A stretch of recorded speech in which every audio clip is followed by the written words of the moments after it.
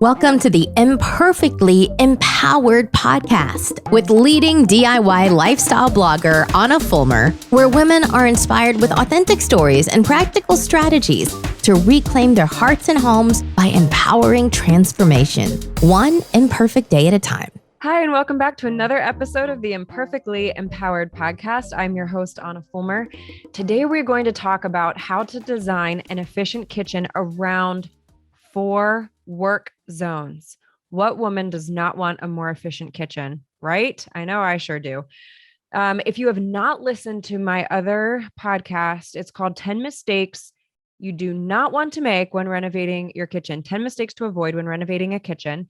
You can also check it out on my website at hammersandhugs.com. You can search for that episode and the show notes. But the idea is when you are renovating a kitchen, you want to forget the golden triangle and use these 4 work zones. We've all heard of the golden triangle. It's a kitchen design that ultimately forms a triangle between your most frequently used appliances. That is your fridge, your sink, and your stove. The problem is nowadays with the introduction of kitchen islands, stovetops, wall ovens, open concept layouts, this isometric design is not always practical. Now, I'm not a designer by trade, let this be known. But I have renovated several houses. At the date of this recording, we're on our 3rd home and we're about to buy our 4th fixer-upper. And I'm also in the process of designing our forever home, the home that we will build. I've also helped multiple people design a new kitchen. And the thing that I have discovered is this: a more efficient kitchen results when you design it around work zones, not the triangle. So what are these 4 work zones? Let's talk about work zone number 1. Work zone number 1 is the prep zone. This is the countertop and standing space in your kitchen that holds what you need to regularly prepare for a meal. Now, to clarify, this zone also includes the cooking because in my mind, I'm preparing to eat, not just to cook. So when designing your kitchen, this zone should include the following checklist within arm's reach. That means when you're standing in this space, in this tiny little zone in your kitchen, you want these items to be within arm's reach, that you barely have to move and take too many steps in one direction or another. Now, before I mention the prep zone checklist, on the website at hammersandhugs.com, there is going to be show notes for this particular episode. It is going to include all of these lists. You can print it out so you can actually visualize sort of what these zones look like. There are also pictures with numbers. Who doesn't like that? There are pictures included too to kind of give you a visual. Obviously, this is all on the show notes at hammersandhugs.com. So be sure to check all of that out. But the prep zone design checklist should include the following items: dry ingredients. So this might be your flour, your sugars, your baking powder, baking soda. I mean, the list goes on. You know what I'm talking about here. This, you can have those like those OXO, the OXO storage containers is a great way to keep all of these dry ingredients organized with labels. That's how I have mine. The prep zone should also include liquid ingredients. These would be your vegetable oil, your olive oil. I mean, the list of oils goes on. Your vinegars, mixing bowls, measuring cups, measuring spoons, pots and pans, prep appliances. So this would be maybe your mixer, a hand blender, or one of the power blenders, a can opener, food processor, anything that you routinely use to prep your food, to prep your meal. Try to consider how you can incorporate it into your prep zone. What cabinetry, what space do you need for these items? Your stove needs to be very close to this area, and a trash can. So the prep zone cabinetry should be approximated to your sink, stove, and trash can. Now, typically the sink is not too far from the stove. That's not an uncommon, we like to keep those relatively close together. Even if you have an island, so the home that I'm designing, for example, the stove is actually going to be centered on the sink, which will be on the island, if that makes sense. So these are going to be in very close proximity to each other. And that's pretty true of most even standard 10 by 10 kitchen designs, right? Your stove is kind of on the short end of your kitchen, and then the sink's underneath the window type of a deal. These often tend to be pretty close to each other. The bigger thing is you want to keep in mind your cabinetry, how you are storing these materials on the checklist in the cabinets. A lazy Susan is a great, great place for a prep zone. That corner that's in most standard 10 by 10 kitchens, this is a great place to have all of your dry and liquid ingredients. Then the cabinet above that lazy Susan, again in the corner, consider a corner cabinet here in your standard 10 by 10 kitchen design. That'd be a great place for your mixing bowls, your measuring cups, your measuring spoons. You could consider a wall-mounted spice rack above your stove. You could consider your spices in a pull-out beside your stove. Try to keep them relatively close. Again, you want to be thinking through, if I'm standing in one spot, what all am I going to need to reach as I'm preparing? A mixer, maybe you keep this on the countertop in the corner, right? In that corner space, maybe pushed back to the back of your countertop. Maybe you want to keep it in one of those pop-up stands in a base cabinet. The trash can is another really important thing to keep in mind here. The trash can. The trash can is often best placed by the dishwasher, which is also going to be in close proximity to your sink. Typically, it's right beside the sink in a normal kitchen design. Try to keep your trash can really close to that. So I just have a note here. In most of the kitchens that I've done, the pull-out trash can gets put on the prep zone side of my sink. All right. And then the dishwasher on the dirty zone side. More to come on that. But again, the idea is you just want to be thinking when you are creating a prep zone, how can you design your cabinets, uppers and lowers, to include the items on this checklist?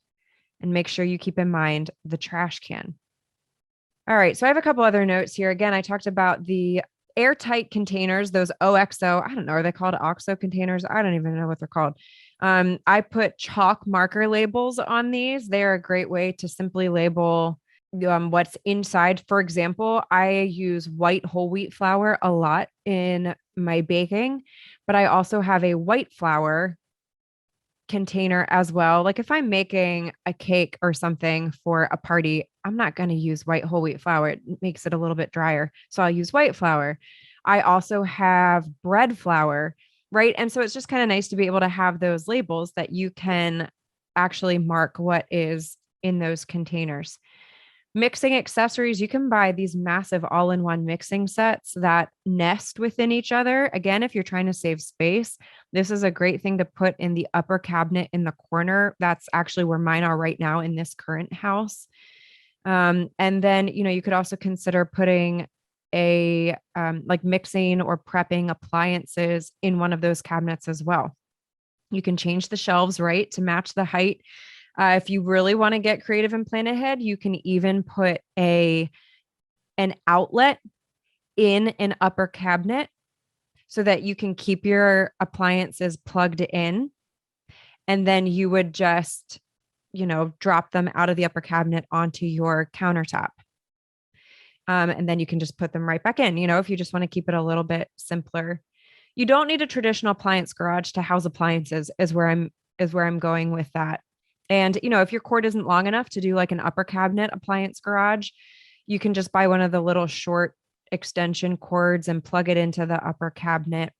This is true with any frequently used appliances. Maybe it's a mixer that you use for breakfast every morning and you want something that you can just simply, grab out each morning, but you don't necessarily want it on your countertop all of the time. This is another great little hack, is to actually design an outlet in an upper cabinet. So you can just take your mixer down, blend the smoothie, put it back up. You never even have to unplug it. Also, if you have an extension cord, by the way, a lot of people don't realize this. There's really cute little extension cord covers that you can just Velcro over the extension cord. It's like a little burlap cord cover Super cute, easy way to kind of hide those excess cords. I actually have a post on my blog at hammersandhugs.com that talks about how to hide cords with burlap Velcro cord covers. In bigger kitchens, what I've been talking about with some of these like corner ideas is for your standard 10 by 10 layout. Again, there's photos on the website. It's easier to visualize some of these things. But, in bigger kitchens, you could add a mixer lift. These are oftentimes in a base cabinet. There's ways that you can convert a base cabinet into a mixer lift kit. You can buy a kit, and these links are also within the post today on the website. And what you do is it's basically like this little lift. So it's sort of like hydraulic arms on either side that you just attach to a base cabinet, and you can lift your mixer out. And that just stays on that little stand. What I also recommend is considering putting dry ingredients. If you have a bigger kitchen, you have more space, consider actually putting your dry ingredient containers in a drawer. Consider keeping them in a drawer that you can just pull out the drawer, use pegboards, and actually organize all of your airtight dry ingredient containers in a drawer. This is actually my plan when we build. I have designed into that house drawer pegboard organizers where all of my dry ingredients. Now, in this case, I will label it on the top, right? Because now in my lazy Susan, how I've set it up, they're all labeled on the side. But consider using drawers to organize your dry ingredients.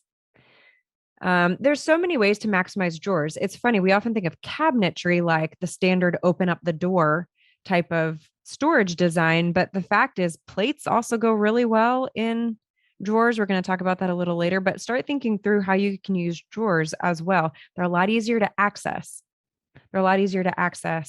Than cabinets, especially base cabinets. There's also pull-out cookware organizers. This would be a great way also for your prep zone to put cookware organizers into a base cabinet. So like your 9 by 13 pans, even potentially your pots, as opposed to, so I currently have mine hanging above my stove on a pot rack, but a pull-out drawer, maybe in an island right across from your stove, would be a great spot for maybe your 9 by 13 pans or something like that. Small appliances could also technically go in a drawer. You can't really do the outlet hack in a drawer, which is why the upper cabinet is kind of nice for those small appliances. Again, if we're talking a big kitchen, maybe you just need an appliance garage somewhere on your countertop. Again, make sure you have a pull-out trash can here. So if you have an island's a great place for a pull-out trash can, especially if your sink is in your island. Again, you want to think prep zone, and prep zone is a trash can is going to be essential for your prep zone. So, if you have it in the island, that way you could have it open while you are prepping. You can just, chuck stuff into it, but then it's also really close to your stove as well if you need to be throwing stuff out there. Also, super, super easy to convert any base cabinet into a pull-out trash can, by the way. In case you didn't know that, links also again on the website on the show notes, but you can easily convert any base cabinet to a trash can pull-out yourself. I've done this in every single home. It is very, very easy to do. Work zone number 2, the serve zone. Again, not difficult to infer what happens in the serve zone, but this zone often cross paths with the prep zone where you have prepared and cooked your meal. What you want to think through is this is how you are going to serve your food. In this zone is where we have dinnerware, plates, bowls, flatware. So your forks, your spoons, your knives, drinking glasses. The stove could potentially be part of the serve zone. So if you do it buffet style, like we often do at our house, I try to approximate the stove to my serve zone because I kind of like the buffet style type of idea. So it just kind of depends on whether or not you are the put everything out on the table type, or you like more of the serve buffet style. If you're installing new cabinets or reorganizing your current ones, what you want to think through is the flow of the line, whether you're serving a family of 4 or, a neighborhood party of 24. And the easiest way to design this zone is to mentally walk through it. If you have to turn backward to get what you need, then try to rework it and start again, right? Because the idea is you want to keep the line moving forward. So just think through that practically, how you would walk through your serve zone if you were serving yourself the food, even in small spaces. The idea in this zone is just simply to keep the line moving forward. I do have a really great picture on the show notes of a super cute little kitchen, giving you an example of how you could create a serve zone, even in a small space. Open shelving can be really great for this idea. Upper cabinets, open shelving. You could put plates on an open shelf, a plate rack. I have fallen in love with my plate rack in this house. I'm definitely going to put a plate rack in our forever home. Bowls, you could leave open shelving. You could have bowls there. You can have glasses. It doesn't have to be open shelving, but the upper cabinetry is really great for your serve zone. And again, you want to surround these, kind of approximate them to your stove, or if you have an island that's parallel with your stove, you could also set out all your food on your island and have the serveware on the other side, like where your upper cabinetry is. So, in this particular example that I have on the show notes, you could place all the bowls and the plates to the left, and one of the long shelves on the right, you could have for glasses. Also be aware if you have one of those drinking fridges. What am I trying to say? The kind that you press. It has a drink dispenser, a water dispenser on the outside of the fridge. I need more coffee. You would consider keeping your glasses close to the fridge, right? So maybe it's one of the small end upper cabinets in your kitchen. So again, you want to keep your line moving forward. Maybe the last thing you grab is a cup and then the water from the fridge. That's how our current house is set up. Glass canisters are also a great way to be able to store things. So again, if you're going to do like an open shelving design, kind of referring back to the prep zone, if you want to kind of maximize the open shelving look, you could also store dry ingredients in glass canisters on open shelves. Just depends on how you want the overall look. Just be consistent with it and try to remember how you're incorporating these zones. Open shelving is a little tricky. You have to be careful because it can start to look very, very cluttered. So if you're going to go with the open shelving route, lots of great possibilities. Glass canisters would just be a thought then for that prep zone design. Maybe include more of your prep zone dry ingredients and stuff in glass canisters. Because again, these two zones often cross paths. They often are in similar spaces. Again, the point is, what matters here is the quality of the design square footage, not the quantity. What is important is the quality, not the quantity. And again, the idea is to make sure that people are always moving forward. Now, I will also make a side note. If we're hosting a large party, I'm not using glassware. I don't. I have a stackable buffet caddy that I use. I highly recommend it. They are so easy. It's a caddy that it keeps your paper plates, your paper bowls, all of your paper or your plasticware, spoons, forks, knives, your napkins. It's in one caddy. I set it out on the island. Nobody is opening or closing cabinets. Like, it's just in one spot. Cannot recommend that enough. You don't need to gone are the days of you have to have like a beautiful set table to host people, right? Thank goodness. So definitely consider a stackable buffet caddy and just keep it stocked and ready to go for those surprise guests. You just set it out and you're ready. And then there's minimal cleanup afterward. We're going to take a quick break. When we come back, we're going to talk about the last 2 work zones to help make your kitchen more efficient. You have tried it all. Worried you will never lose the extra weight or reclaim the energy you once enjoyed? Want to achieve fat loss without spending hours in a gym or eliminating entire food groups from your diet? Well, now you can. In the virtual Faster Way to Fat Loss with Anna, my 6-week fitness and nutrition program, you will learn how to pair effective 30-minute workouts with all-natural, evidence-based nutritional strategies to leverage what you eat and when you eat to reset your metabolism and burn fat fast, even that stubborn belly fat. I am a dual certified nurse practitioner passionate about teaching sustainable strategies to promote fat loss and prevent disease. I have cheered on thousands of clients who have done just that with the Faster Way program. In my 6-week program, the average client currently sheds 7 inches of body fat. 93% report more energy, and 89% state that their mental health has improved. 100% of clients report they feel this program is sustainable. Curious to try the program but not sure if the strategies will work for you? Try the Faster Way strategies for free.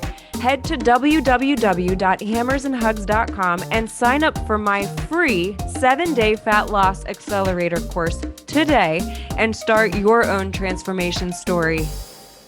Welcome back. We are talking how to design an efficient kitchen around work zones. We are going to forget the golden triangle and design your kitchen, including the space that you currently have right now. You can redesign it, rearrange your cabinets to design it around work zones. Work zone number 3 is the dirty zone.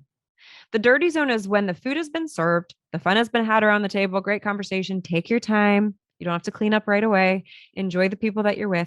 But when it is time to clean up, the dirty zone addresses the flow of dirty plates, dishes, flatware, etc. This is often not a zone that we think about. We for sure want to think about the trash can here, but the checklist for this zone focuses on how to maximize the dirty landing zone and how to minimize the foot traffic required to access it.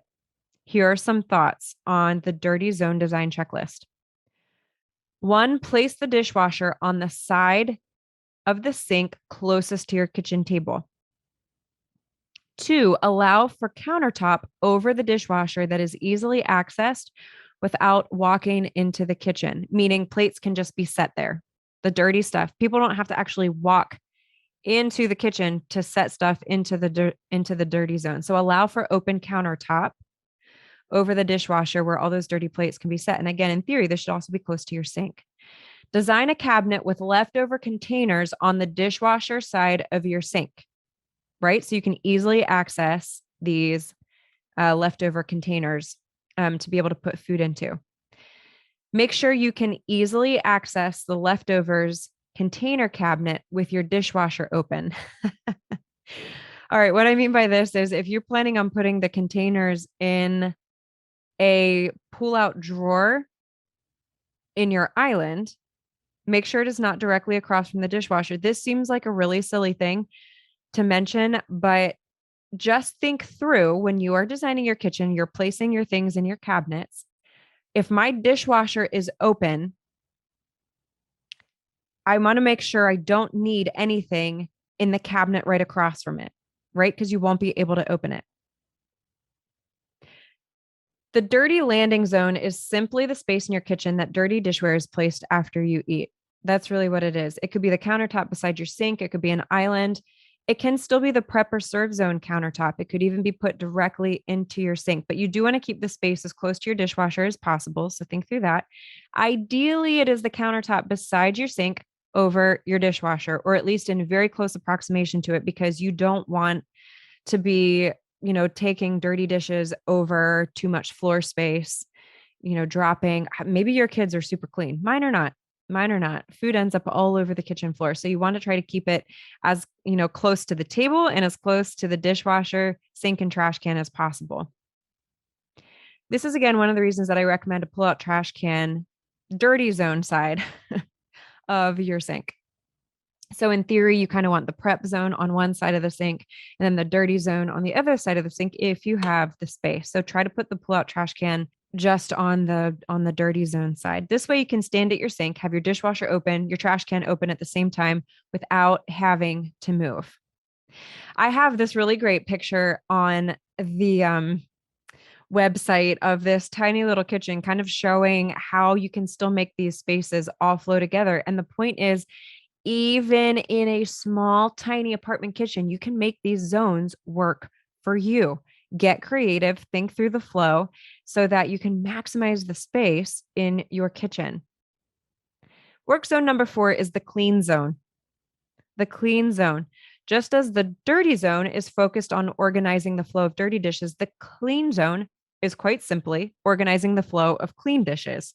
Unless you do not have a dishwasher, that is going to be true for some people, which in that case, the flow moves from your sink or your drying rack to the cabinetry. For most of us, this final step in laying out the kitchen organizes the flow of clean dishes from the dishwasher to the cabinets.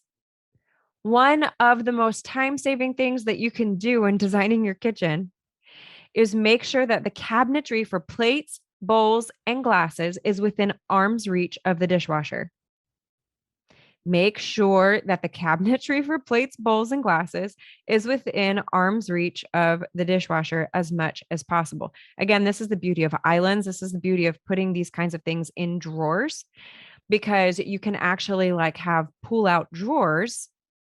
Again, not directly across from your dishwasher. You won't be able to pull them out, but just beside it, and you can pull out. So that's how we have it in this current house, in the one side of our island. And guys, this is a tiny house, tiny house. All right. Make sure you check it out on the blog so you can see what I'm talking about. But the one side of our island is a pull-out drawer where I have bowls, our smaller plates, smaller bowls, etc. And then we have a plate rack right above the dishwasher. We barely have to move. And then above the two drawers that hold all of our like bowls and small plates, etc., the drawer on the top has all of our utensils. So again, other than hanging up coffee mugs, which is across our kitchen in our coffee bar, we pretty much don't have to move from one spot. Again, flatware, keep it within arm's reach of the dishwasher.